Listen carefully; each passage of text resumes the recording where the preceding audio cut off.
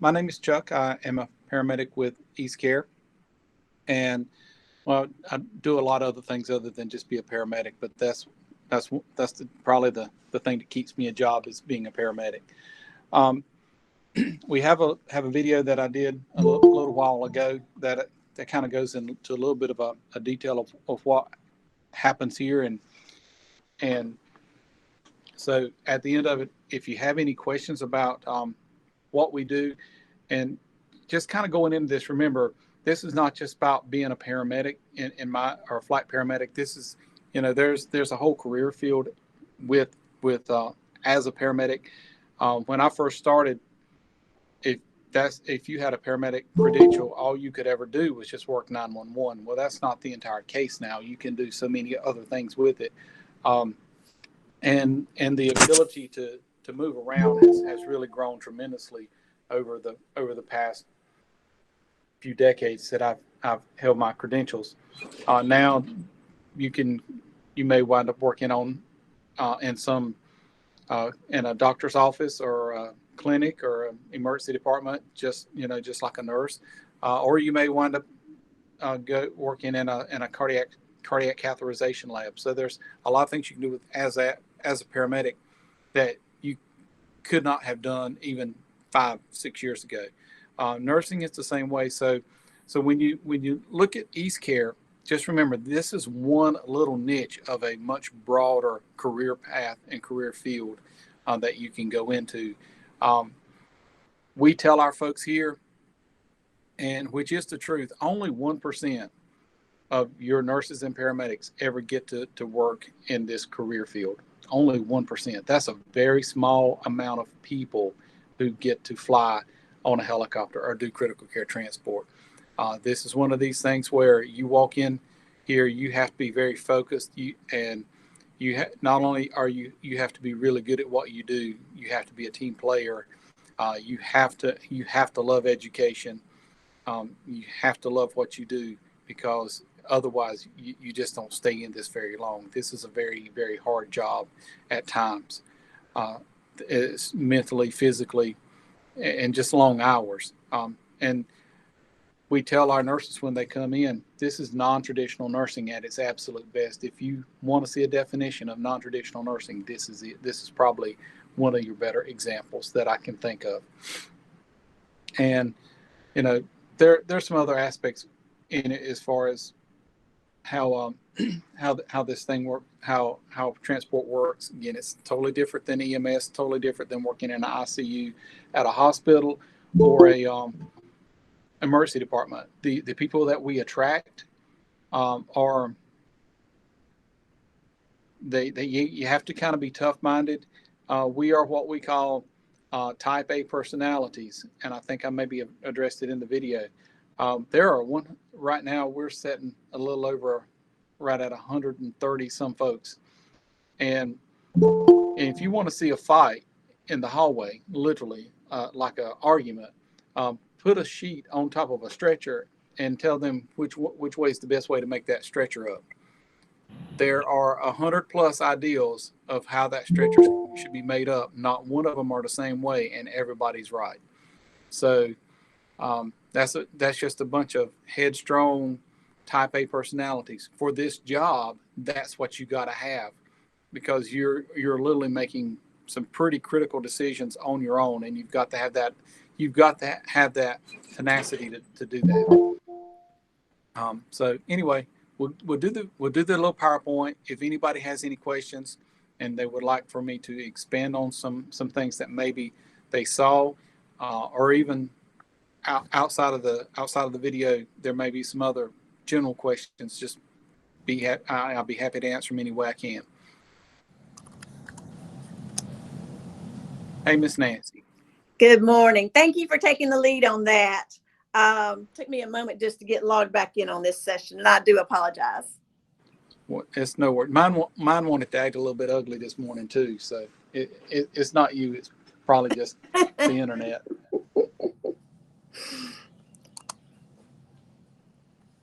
I think it's Miss Melissa, right? Also known as Evan.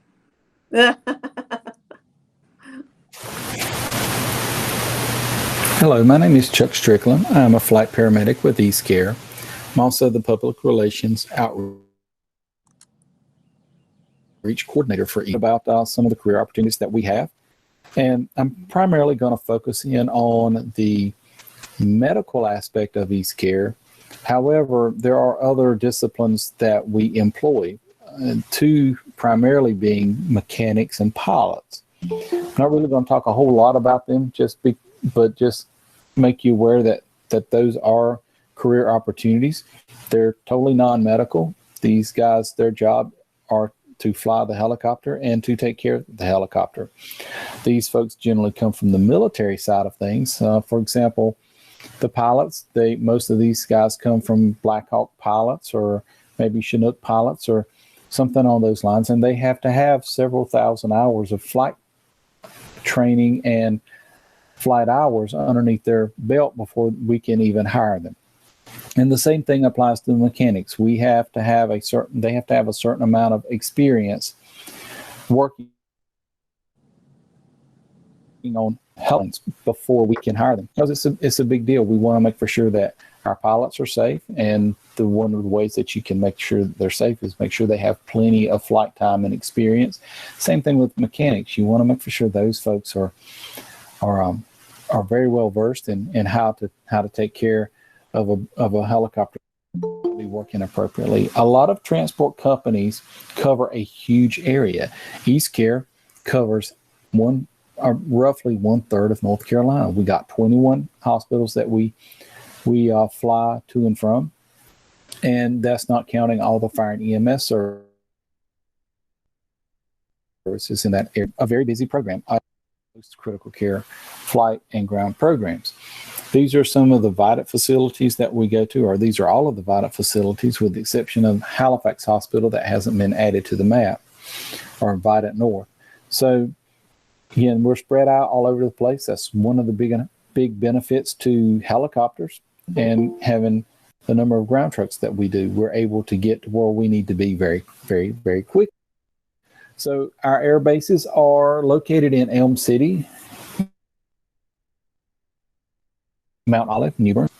We have them placed in certain specific areas just because we want to have a helicopter to someone who's sick or injured in a very short amount of time. And by having them placed strategically, that's what we're able to do. Ground bases are kind of set up about the same way. We have one in Beulahville, one in Elm City with the helicopter. Greenville has a couple trucks. Richlands has a truck with the helicopter. Washington has a truck. And then Windsor also has a truck paired up with the helicopter. Well, we carry some of the sickest people you will ever see. And we're doing this with two people in the back. We have a nurse and a paramedic, or two nurses, or a paramedic and a paramedic. And one of the things that we transport is an intra-aortic balloon pump. And it's really neat in that this thing actually goes up inside of your body, runs up into what we call a counterpulsating pump. When your heart is contracting, the balloon is actually getting smaller. And when the heart is getting bigger, when it's in what we call systole, it is the balloon inside that aortic is getting bigger, and it's actually kind of helping the heart. So a lot of times we'll go pick up patients. There may be an entire team of folks working on these patients. You may have one person whose only job is to work this balloon pump, and another person whose only job is to work IV pumps and the medications that are going into that. You may have a respiratory therapist working on the ventilator this patient is attached to. There's only two of us. So we have to know how to work this balloon pump very efficiently, work the ventilators very efficiently. So we're always having to learn new things. We're always having to keep up with what we have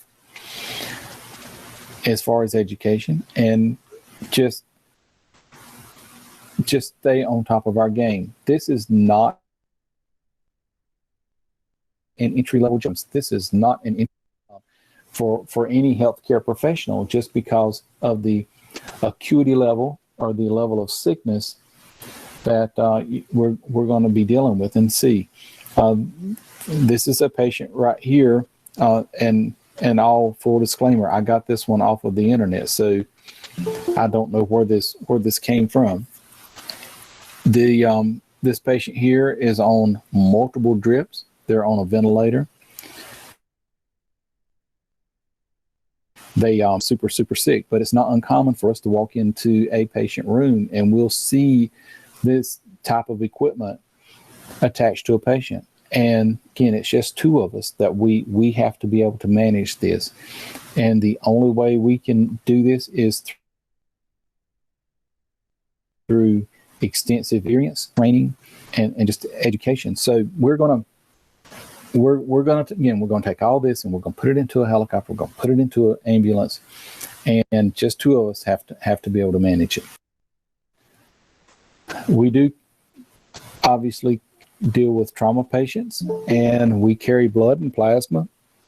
So the important thing with any medication and blood and plasma, oxygen, is to know when to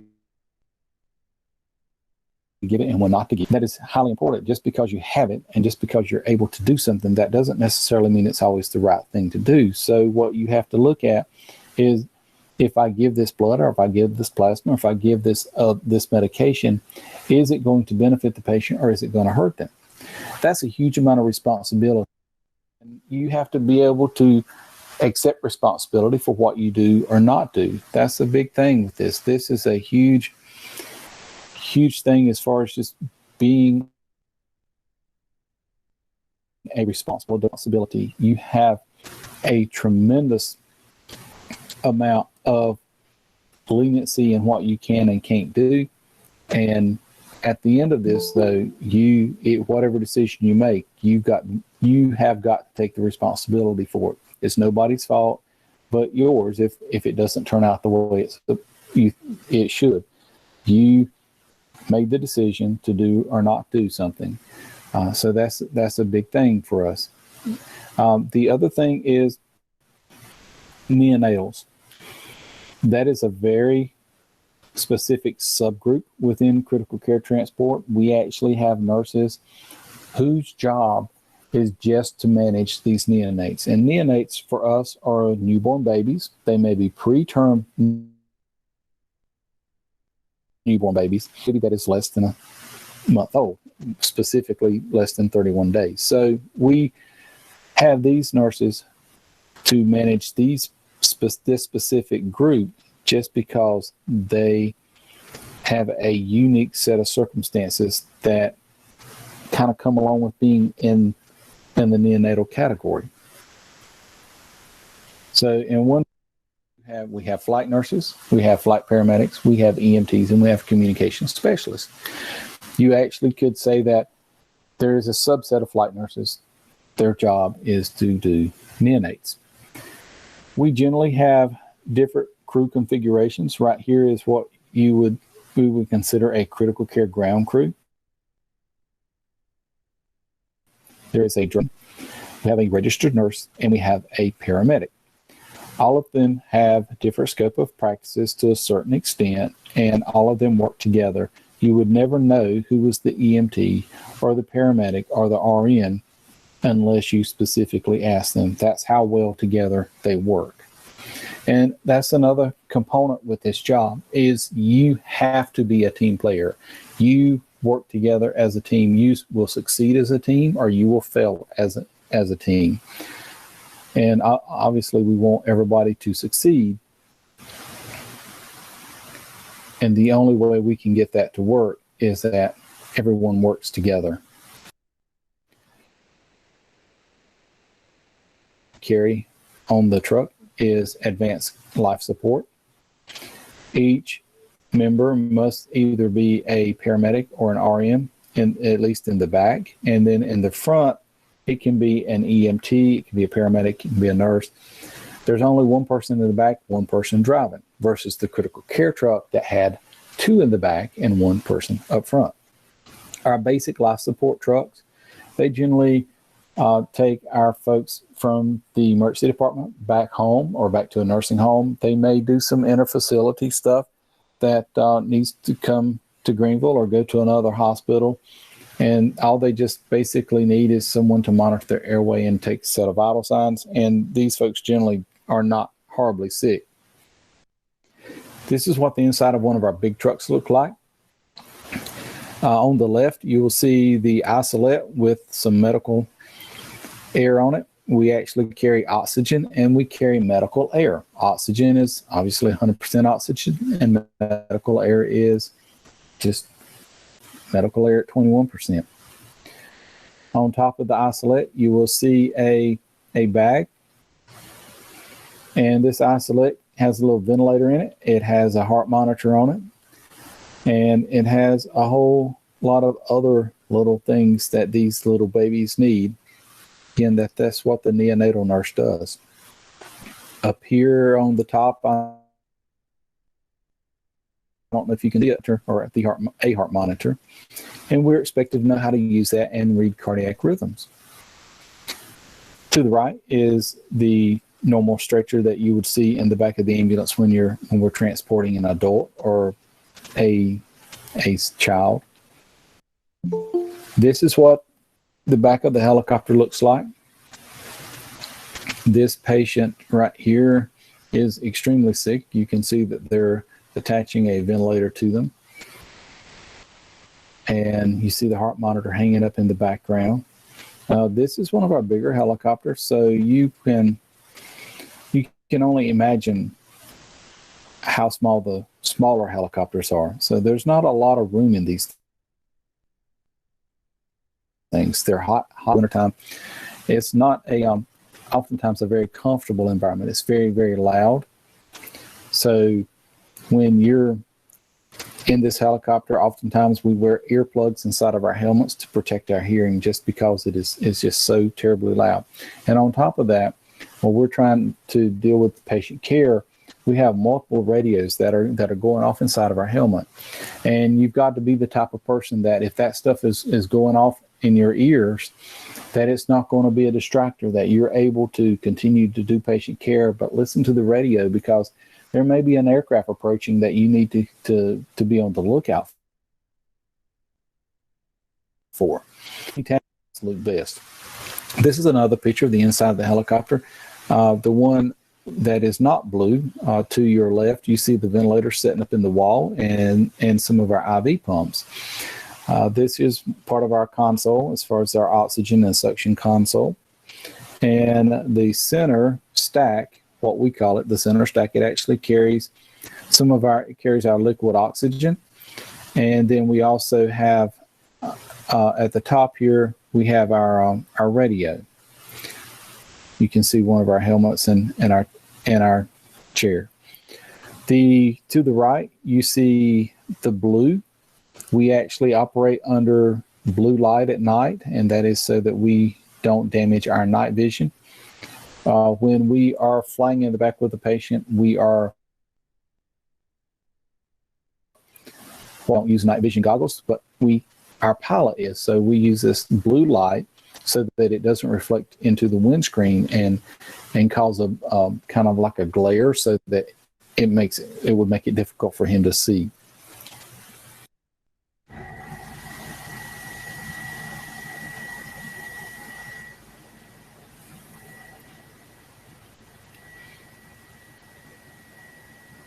So this is what it sounds like inside the helicopter. If you didn't have any earplugs, it's really, really loud with some high-pitched noises.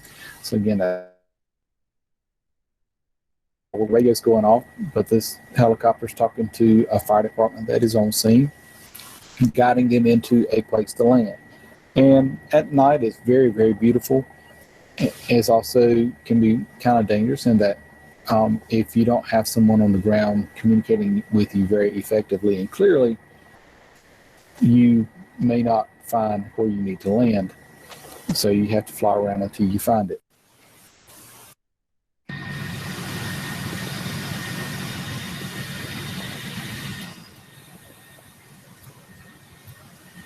All right, so this picture here is what it looks like to be flying under night vision goggles. It's probably not the best in the world. I'm sorry. That's the best I could find. You will see that it is out there. As long as it's green, that's pretty much all we see is green or a different shade of it. The lightning that you see off in the distance is a long, long ways away. It's about 100 miles or so away.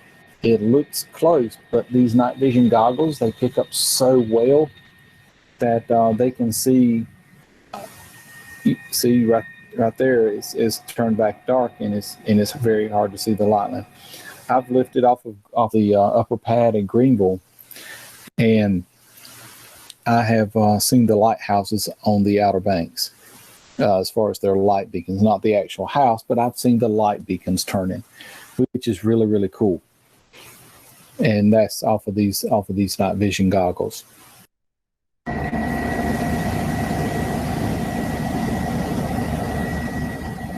So this is what it is like playing in the daytime. Neat to get to do.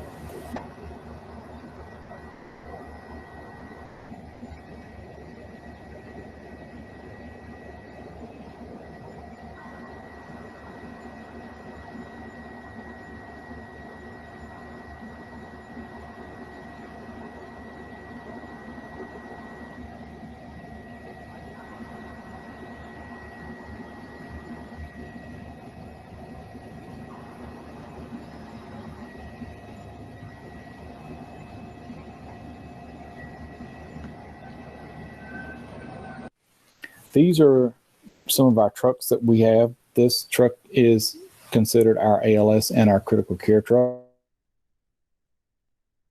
It actually has a lot of room in the back. It actually has more room in it than we did in our big trucks that we used to have a lot of. And the truck to the right, that has the 460 on it, that is what we call our BLS truck. Those are the trucks that we use to take folks home or back to a nursing home. This is what the inside of one of these trucks look like, or this is what all of them are going to. And it looks a lot different than a 911 ambulance in that you've got these metal things on the wall that we can mount things to.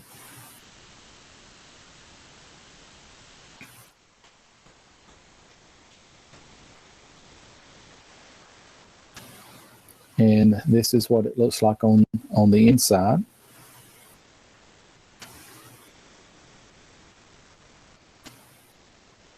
I did my best to try and do a 360-degree picture of it. And I'm not totally sure if the camera totally cooperated with me. But I kind of wanted to give everybody an idea of about what it looked like. Again, it's a lot different than what you would see in a 911 ambulance. And believe it or not, there's actually more equipment in this ambulance sometimes in 911 ambulances. And we have very specialized equipment in here as well. Again, we carry the IV pumps, we carry ventilators, we carry heart monitors. You don't see any in this specific truck just because it's one of our backup trucks that we carry. And what will happen with that backup truck is it'll sit just as it is right now, and then when another truck needs to have an oil change or a tire repaired, they'll pull their equipment off of their truck, put into this truck, and they are ready to go. This is the big truck. Again, believe it or not, this truck doesn't have as much room in it as the small trucks do, and they ride really, really bad. Communication specialists, or we also call them dispatchers. They are super important for EastCare. Their job is to take calls. So when someone calls in to EastCare, they will find out where the patient is, how sick they are, what kind of medications these patients are receiving, and where we need to take them to within the Vidant system. So we may wind up taking them to the emergency department. They may go to one of the many ICUs that Vidant has, or they may wind up going to the operating room or to the cath lab. that it's their responsibility to get that information. So these folks already from the word get-go, these guys have a super important job.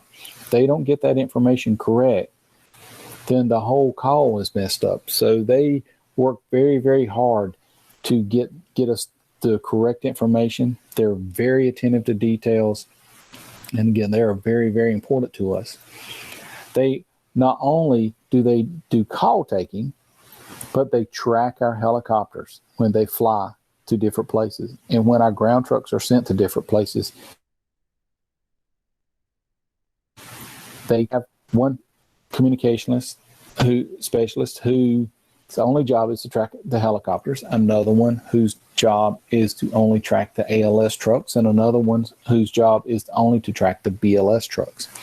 And that's a really big responsibility because we need to know where these trucks and aircraft are at all times in case there's a problem, or in case they're coming back from a call and they get another call. We need to know where the closest trucks are to get help to a patient possible.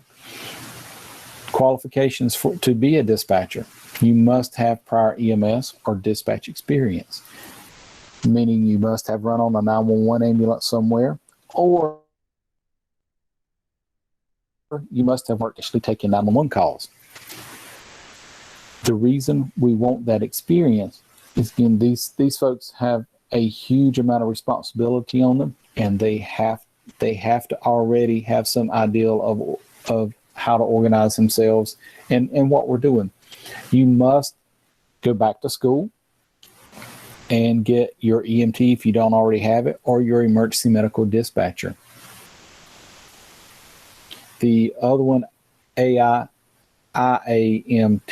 is an international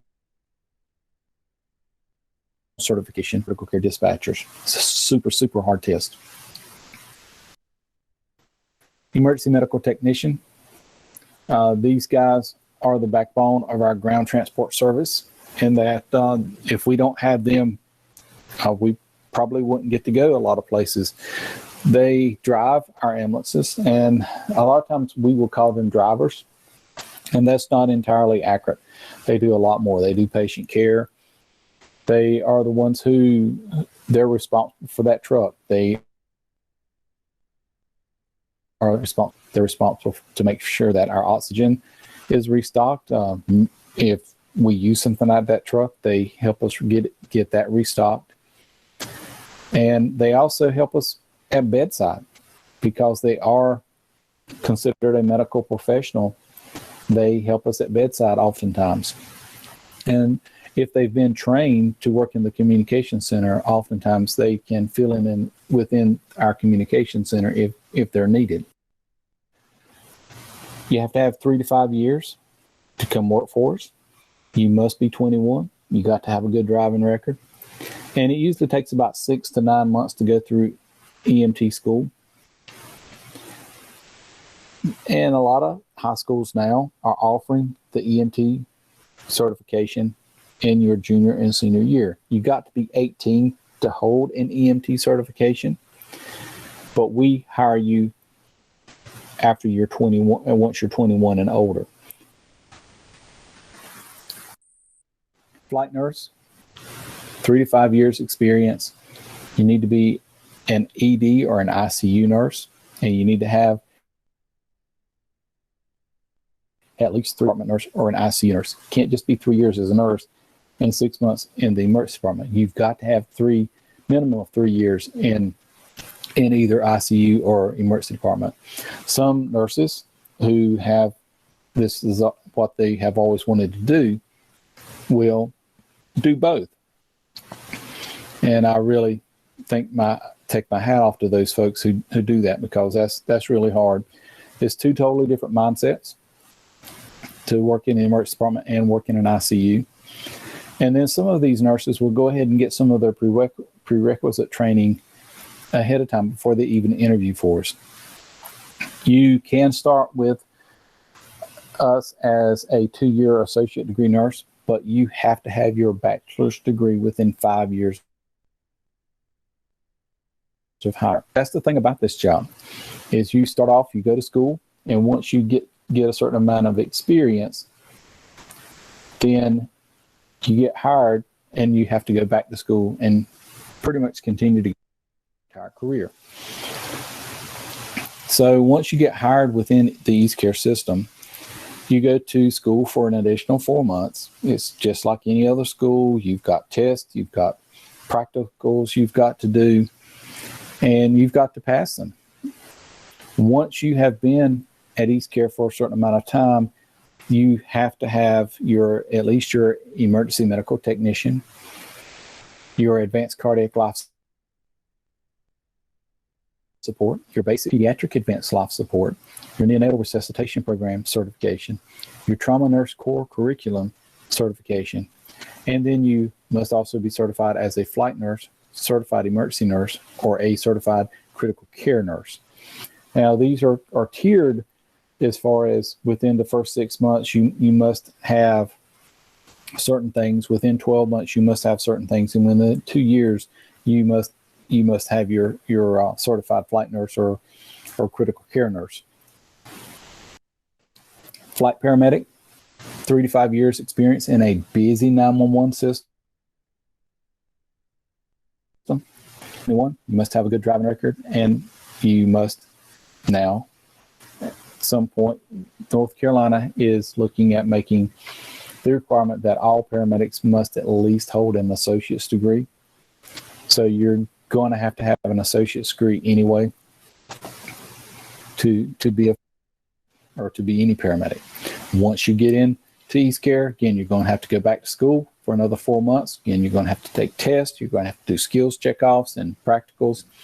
Have to have advanced cardiac life support, basic cardiac life support, pediatric advanced life support, neonatal resuscitation, international trauma life support, or pre-hospital life support. Now, the difference between these trauma programs versus the one that was listed with the nursing is for paramedics, and the other one's geared specifically for nurses. We have to take a specialty certifications to be a certified flight paramedic or certified critical care paramedic. We have to have that done within a certain amount of time. Again, we're no different than the nurses. We have to have all these specialty certifications to maintain our job. Once all that is done, we have to continue to go to school. We, on a regular basis, have some sort of education. It may be through taking a PowerPoint online, and we have to take a bunch of tests to go with it, or either we have to go and do practical skills like what you see here. This gentleman here is posing beside his mannequin before he has to do a.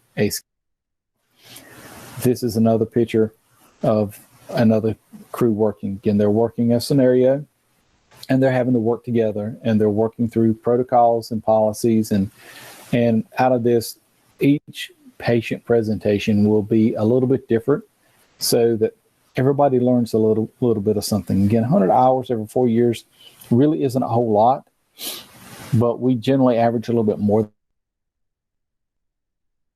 than that. Usually we're averaging their own specific topics, and these topics have a certain hourly weight to them. So you can't just take a 30-minute lecture on airway and meet your requirements. You actually have to have so many hours in airway, so many hours in cardiology, so many hours in trauma. And it's your responsibility as a professional to take care of education and kind of monitor where you're at and what you need. Here's some more pictures of some different classes that we take. You see on the upper left-hand corner, a gentleman in a black shirt with a mannequin. Looks like it's in a little tote box. It's actually got simulated vomit in it, and we have to learn vomit and blood. So we have to learn how to intubate and manage an airway with vomit and blood in it, which sounds kind of gross, but that's kind of what we have learned. We learned to do. The center top one with the fire truck in it, we go to extrication training with the fire department.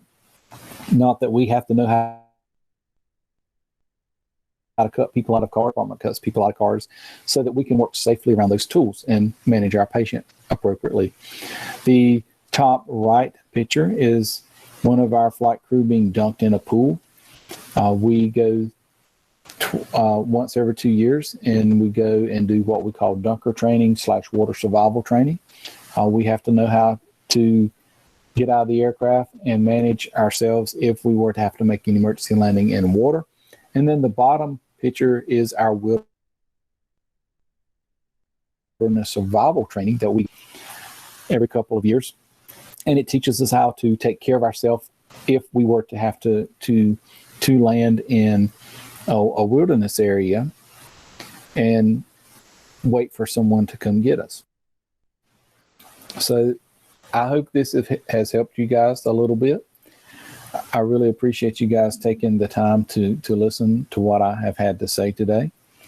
And I hope you guys well as far as determining what career path you would like to go down. I'm a little bit biased, and I hope to see some of you guys later on in fire and EMS or in critical care. And again, thank you so much for your time.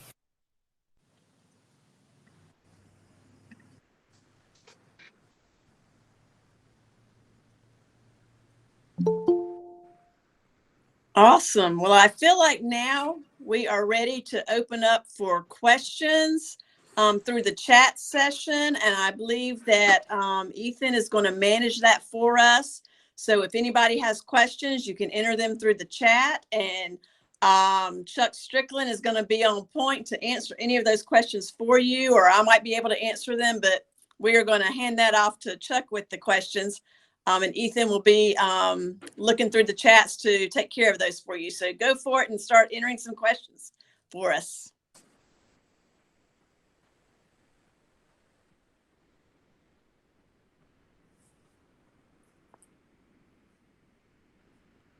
Hi, my name is Sierra. I'm actually the one who's going to be moderating the chat. So Awesome. We've got one question already. It says, you must see a lot of very difficult things. What types of personalities are good for this job and what types don't do well? That's a very, very good question. You do have to have a very type A personality, and by that, I mean, you've got to have I hate to use the word aggressive, but you have to be very strong-willed, and that when you're going out on these transports, it's just you and your partner, and sometimes you're going to find a patient that may not be taken care of quite like they should have been.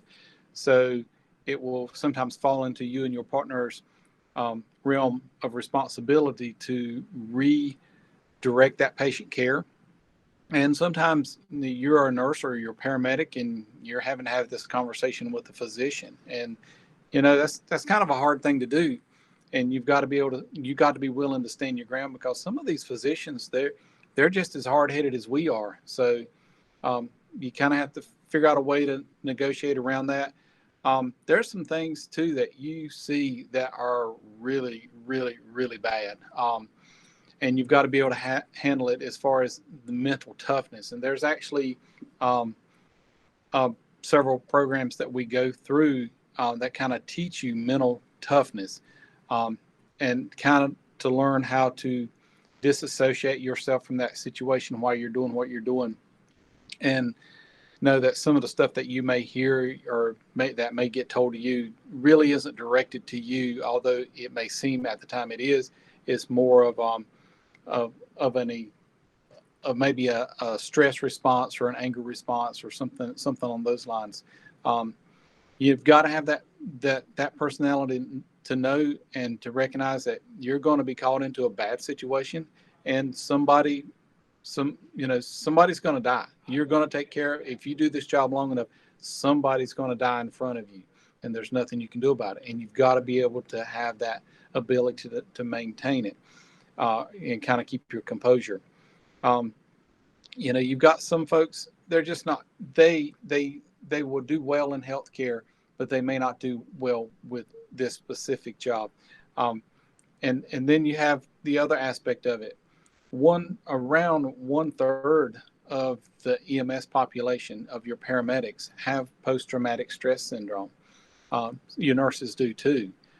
So your you're seeing stuff that nobody else should have to ever see, but you do. So that's going to wear on you, and you've just got to have that mental capability to manage it. I hope that kind of makes a little bit of sense with all of that. How has COVID-19 affected our job? To be honest, it's made it a pain in the butt. Okay. But initially, when COVID first come out, no one really understood the whole transmission process. We kind of thought we knew, but within once COVID kind of came out, we were, you can't do social distancing in the back of a helicopter. You can't do social distancing in the back of an ambulance. They just don't make them that big, and if they did, we probably couldn't afford to buy one. So we're having to get in the back of these ambulances and helicopters with N95s, goggles, and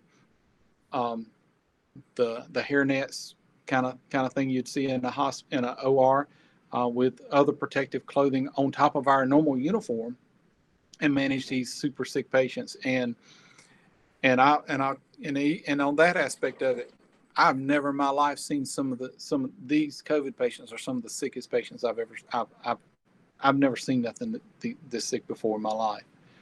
So on top of having to negotiate around all this extra protective equipment that we're having to wear, it's testing a lot of our skills and abilities on a lot of different levels, because these folks, they're just bad off. And then at the end of it, when you get home, you've been, it's one thing to know that you've been exposed to it and you've had the opportunity to wear the PPE, but sometimes you get called out to a call. You don't think this person has COVID. So there's another level of protection that we can kind of dress down to if we don't have that level of suspiciousness. And then, deep down, you always kind of wonder, did one of the patients that I didn't think had COVID actually have it? So, there's always that. So it changes a lot of just what you do at work, but then when you leave home from work and how you address potentially bringing that virus home into your own family and infecting your family. So that's a very good question. Probably a lot more longer response than what you were hoping for. No, it was very interesting. Acacia asked, if you're dealing with a patient with paradoxical breathing, how do you treat it, and what causes paradoxical breathing? All right. I'm assuming she's talking about paradoxical chest movement. That is actually, we also will call it asymmetrical chest wall movement at sometimes. That is usually a good indicator that they have what we call a flail chest, where you have maybe 3 or more ribs broken in the same area. Those generally you will see with some type of trauma and a car accident, maybe where someone got into a little bit of an argument and kind of lost with a baseball bat or something. Those ribs are broken, and when they're broken together in a group like that, it actually affects the ability of the chest wall to expand and contract. And we do see it as I call it kind of a sneaky injury, because if you're not really looking for it, or not, if you've never seen it, then you don't know what you're actually looking at until it's kind of too late. But those folks wind up, depending on how they're presenting, we may wind up just assisting their ventilations with a back valve mask, or sometimes we can give them a little bit of fentanyl, or we may wind up having to intubate them and put them on a ventilator, because sometimes these paradoxical chest wall movements will affect the patient's ability to ventilate so tremendously that if we don't, they would die. That is actually what they're going to do here at the hospital anyway, is put them on a ventilator and change from, we all breathe in basically off a negative pressure as we are now.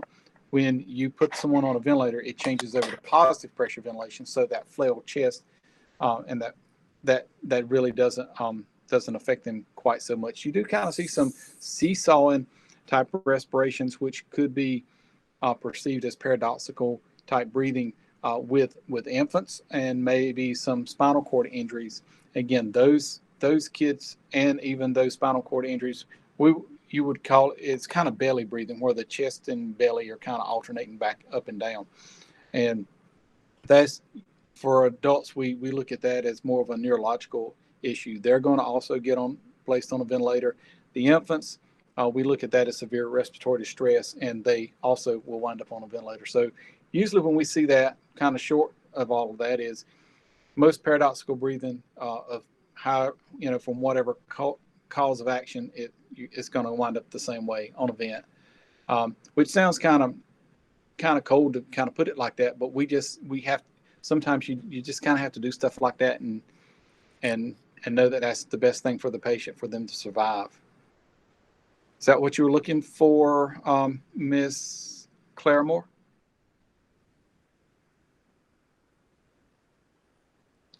No, you do not have to be a certain height to be a nurse or a paramedic.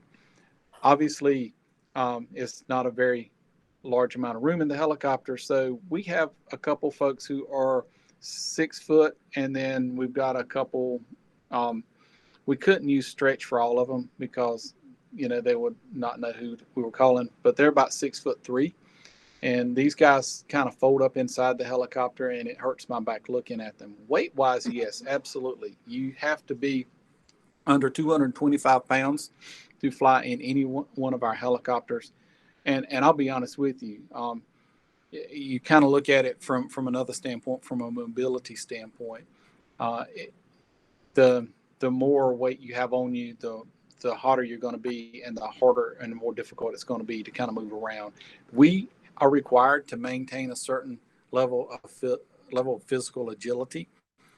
Every year, I have to go out and do a physical agility test, which means that I constantly have to kind of do certain things to stay at that minimal level, and it's for our protection.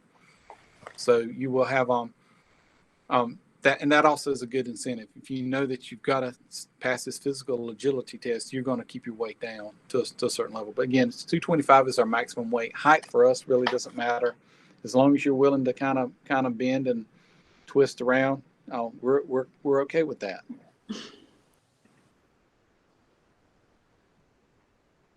Oh, we do not work 40 hours. 40 hours is our short week and recommended minimum. So we work 12-hour shifts, and the way to set up right now is we'll work 3 12 hours one week and 4 12 hours the next. That does not take into account the late calls. So it's not uncommon if you work 7A to 7P to get a flight request at 6:30 and your relief hasn't showed up. You've got to get in that helicopter and go. And it doesn't matter that you're going to get off an hour and a half, 2 hours late. That patient comes first. One of the first things I learned when I started even in EMS as a street medic was you never plan nothing at the end of your shift with your family, because that's when you're going to get that late call and everybody will be there waiting on you, and you're going to be running a call somewhere.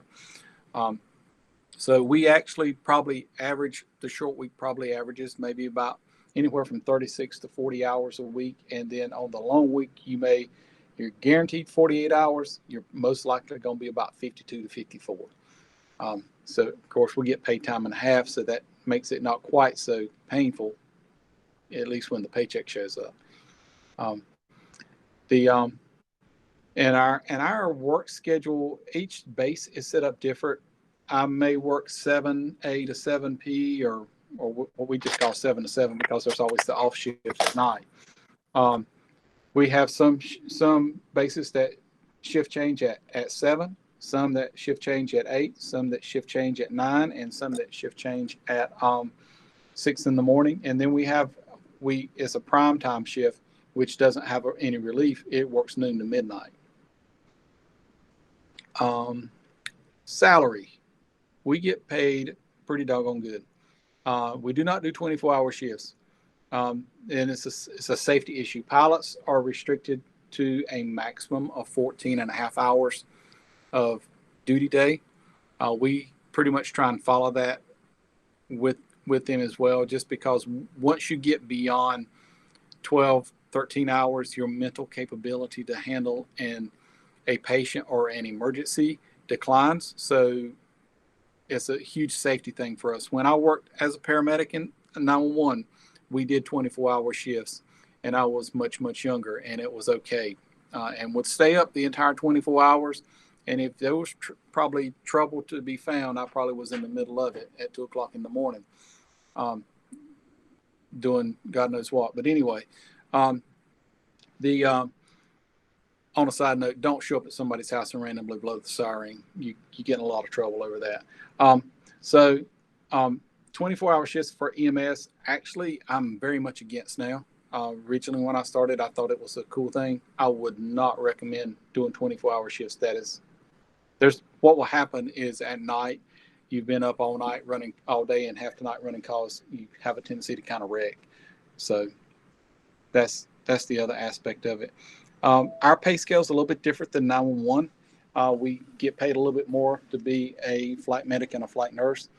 And even the salary range for nurses and paramedics will widely vary across the state depending on the competition for those specific jobs and the level. I'm trying to think of a good way of putting it.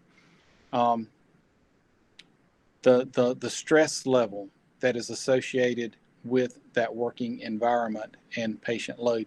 I used to work in Wilmington many years ago and found out that I was getting too old to work there. They ran a lot of calls. It was high stress. You would run, which doesn't sound like a whole lot, but I have run as many as 14 calls in 12 hours.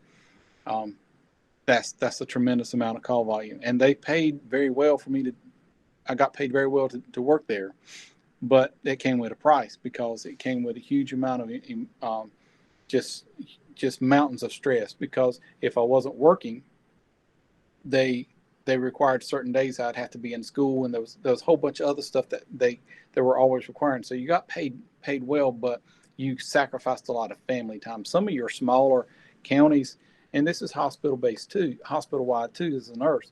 You go to a community hospital, they need, you may not get paid as much at a community hospital as you would here in Greenville, but the stress level is different, and you're serving your community. So everything is not all about money. Money is nice, but there's other things that go along with money, or other than money. And just know that sometimes when the salary goes up, so does other stressors that are associated with that position. Thank you so much for that. Do we have any other last minute questions?